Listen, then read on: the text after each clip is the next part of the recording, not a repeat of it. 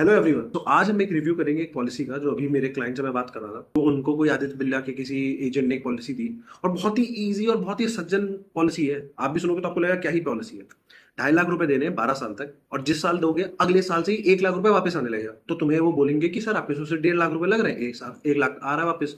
12 साल तक दिया आपने 2.5 लाख रुपए। उसके बाद क्या होगा, जब तक आप 90 साल के होगे तब तक आपको 1-1 लाख रुपए मिलता रहेगा।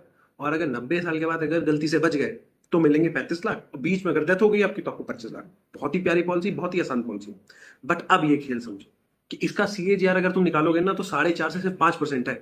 तो अब ये सोचो कि अगर चलो जो हमने 2.5 लाख की जगह 1 लाख वापस आ गए, तो 1.5 लाख को अगर हम 12,500 पर महीने के हिसाब से इन्वेस्ट करें 12 साल तक, तो हमने 18 लाख डाले और टोटल हुए अप्रॉक्स 44 लाख रुपीज। ये कैलकुलेशन हमने देखी। अब मैं बताता हूँ आगे क्या होगा। अब क्या होगा कि अगर उसी पैसे को अगर हम 10 साल के लिए सिर्फ लमसम डाल के छोड़ दे, 14 1 करोड़, कितना बढ़िया अमाउंट है। अब मैं खेल बताऊंगा ना, तुम्हारा दिमाग हिल जाए। अब इसी पैसे को अगर तुमने डाला पैसा 12 साल तक, 10 साल तक छोड़ा, 22 साल बाद अगर तुम 22 साल के हो तो 44 या 45 की एज में तुम्हारे पास हो गए 1 करोड़ 62 लाख। उस पैसे को अगर तुम बस इन्वेस्ट करके छोड़ दो और हर महीने 1 लाख रुपए निकालो ना अगले 50 साल तक, तो तुमने मोटा मोटा तुमने डाला पैसा 12 साल तक, 10 साल तक छोड़ा, 22 साल बाद अगर तुम 22 साल के हो तो 44 या 45 की एज में तुम्हारे पास हो गए 1 करोड़ 62 लाख। उस पैसे को अगर तुम बस इन्वेस्ट करके छोड़ दो और हर महीने 1 लाख रुपए निकालो ना अगले 50 साल तक, तो तुमने मोटा मोटा पैसा निकाला है 6 करोड़ 12 लाख रुपए। ठीक है, 50 साल तक।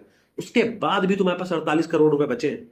ये होता है power of SIP, lump sum and SW2। So ऐसे ही for long term investing, you know this is the right place. Bye bye.